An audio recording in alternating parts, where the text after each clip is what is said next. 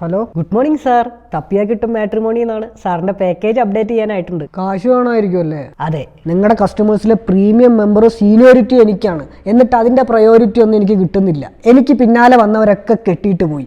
എന്റെതെവിടെ?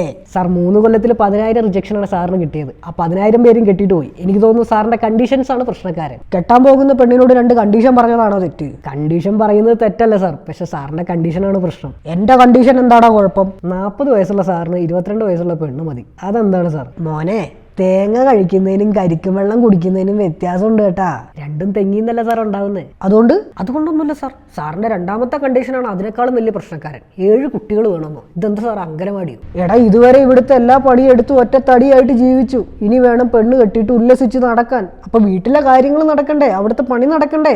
അതിനാണ് 7 കുട്ടികൾ. അതിന് ജോലിക്ക് ഒരാളെ വെച്ചാൽ പോരെ sir? No no no no no എല്ലാ പണിയും ഒരാളെ ഏൽപ്പിച്ചു കഴിഞ്ഞാൽ പെർഫെക്ഷൻ കുറയും. ഒരു പണി ഒരാളെ വെച്ച് മാത്രം ഏൽപ്പിച്ചു കഴിഞ്ഞാൽ അതിൽ അവൻ എക്സ്പേർട്ട് ആയിരിക്കും. ഇതിന് മാത്രം എന്ത് പണിയാണ് അവിടെ ഉള്ളത്? അലക്കാൻ ഒരാൾ, പാത്രം കഴുകാൻ ഒരാൾ, കുക്കിങ്ങിന് ഒരാൾ, അടിച്ചു വരാൻ ഒരാൾ, തുടയ്ക്കാൻ ഒരാൾ.